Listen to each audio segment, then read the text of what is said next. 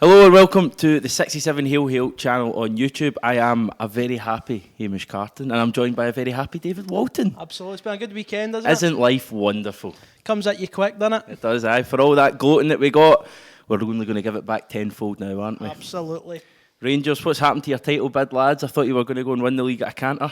Absolutely. I mean, every time they get a chance, when they have the initiative, it gets blown. The first sign of trouble, it gets blown. Who would have thought it under Steven Gerrard? Who would have thought it, man? Yes. Massive slip for Rangers. We're going to just laugh a wee bit at that. Just the fact that they got so high once again, just like last year when they beat us in the derby just before the new year. They thought they were going to run away with it again. Celtic had been put in their place. The Rangers were coming. Sadly, they're not. Well, I mean, you're looking back now, Hamish, and you're looking back to last year, like you said, Kilmarnock, first game after beating us, they lost it, first difficult game. Earlier on this season, we lost to Livingston, it was a shocking result. Yeah. They beat Hamilton, nice wee home game later that day to go top. Next week, they're off to Tynecastle after we gave County a doing, bottled it, one each.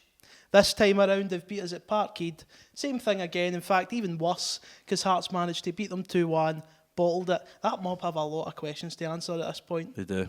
Just on that topic in terms of bottling it, we've obviously got the advantage now. We're 5 clear. Yes, they've got a game in hand, but even if they win that, maths tells you they can only get 2 behind. It doesn't matter anymore. This is obviously ours now to lose. Are we kind of in the home straight now? Can we win these games and wrap up the title? Is it going to be by a few points or is it still going to be nip and tuck? Well, all you heard before, or just after winter break, was how Rangers had done all their tough games, all these away games they had. It was us now that had the tough away games. And right to an extent, we've got some tough games coming up, but my goodness, what motivation have we got now after that result? They have went and motivated us tenfold with that result yesterday. And now, I wouldn't be surprised to see Celtic win all of these away games. And that's not me getting ahead of myself. I wouldn't be surprised to see us going a wee run here. And we'll see how Rangers do now. But it's the pressure's all on them. It couldn't have gone any better the weekend. Amazing weekend. Just imagine the boost that's given the Celtic dressing room, because we'll be honest, we've won our 3 games since we've come back from the winter break. I thought the performance at Rugby Park in the main was pretty good. I think the other 2 have left, little question marks, but imagine the boost that's going to give our team now, because the pressure has totally been put from us onto Rangers. We're the ones that they're chasing now. It's got to be a massive boost to Neil Lennon and all the players. Well, listen, I was always of the opinion that when Rangers won that game at Parkhead, we were playing catch-up. Even though we'd still had the points on the board, they had the game in hand, it was catch-up. Now, we've just been given such an unexpected boost. I wasn't expecting, honestly, and this just might be my cynical side, but I wasn't expecting to get this opportunity till we went to Ibrox. I really thought that they might have went on a run. They haven't. They've shown an absolute lack of mental capability. And it's just brilliant to see. I think it's great for us as fans to see teams doing something against them as well, because that was the concern, that regardless of how well we did, they would win every game. Keep sweeping these teams aside. Hearts, who are, by the way, bottom of the league, I've taken 4 points off them at Tynecastle. Taken 5 points off them at Tynecastle. 5, they've shown how to get at Rangers, and that also extends to Neil Lennon. So brilliant. Really excited now for the next couple of months. I mean, their kind of sense of invincibility, and I know we beat them at Ibrox earlier on, but that invincibility they had against the other 10 teams is now gone. They've still, although they've got the majority of their big games before the next derby are at home, they've still got a few tough away games. Still got to go to Kilmarnock, who, by the way, I don't think we're awful, although they're still in a struggling run of form. They weren't awful against us. I think they'll give them a tough game. But even if they win all their games nowadays, apart from against us, we're still the ones. It's totally in our hands now.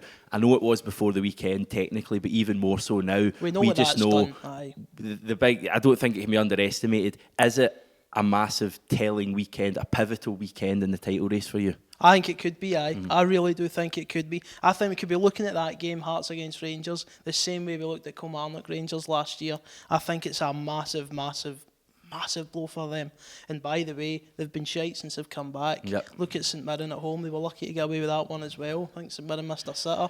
And even lowly Stranraer, probably the worst team in Scotland. They thumped 2-0 at Ibrox. So absolutely. I mean, this isn't a one-off for Rangers. Whatever they've done in Dubai, it's no work. It's brilliant, Dubai, isn't it? But I mean, we've been talking forever. I don't want to make this totally about Rangers. Well, I kind of do. But we've been talking forever about how reliant they are on Morelos and Tavernier, who I don't even rate Tavernier that highly, but I think he gives them a lot going forward. Tavernier would have been a disaster yesterday as well. Let's not kid ourselves. Well, his crosses. I after won't an hour, disagree. he'd have been sending crosses out the park. But Morelos is a massive one, and they've gone on so long about how they've got Jermaine Defoe, and he's this brilliant, second option, and Celtic have got nothing. And Defoe yesterday misses a few sitters that Morelos would probably have scored. So, and by the way, let me just say that Morelos completely his fault for being suspended. If he doesn't get sent off at Parkhead, he doesn't miss the game, and Rangers probably get a result yesterday. So without Morelos, they're nothing, and that's the crux of the matter. If we were to lose Edouard, I don't think we'd be missing him as much as they miss Morelos, in my opinion. 100%, 100%. It gets shown so many times when that man makes a mistake. The Rangers fans loved when Morelos gets sent off and he was getting all that, and it was, yes, we Alfredo. Who's laughing now? You just knew, or you just hoped it would come back to haunt them, I'll say that. He's just a clown, an absolute clown that just seems to put his team into hot water consistently. And he's really just benefiting us, to be honest. I had a feeling that would come back to haunt him. I'm not just saying this. I did have a notion Hearts would do something with their new signings. You said you did as well. So it was great to see. Just great to see. I'm so happy. It's just whetted the appetite for the next few weeks. It's really set up the second half of the season, hasn't it? It really Look has, into your crystal ball and tell me what's going to happen over the next kind of 4 months before the end of the season. Just in terms of domestically, aye. Yeah, in terms of the league. Right. Personally, I think we'll go on a good run. Yep. I do think we look capable of it. If we snuff out the defensive issues we've had, but forget about that. I think we'll go on a wee run. I'm going to be optimistic and say Rangers are going to start dropping points a bit more regularly. I'm hoping Hearts have, provided the foundations for other teams to sort of take on. And then it's all down to when we go to Ibrox. And I've got a feeling if we continue to build confidence, I think we might turn them over there.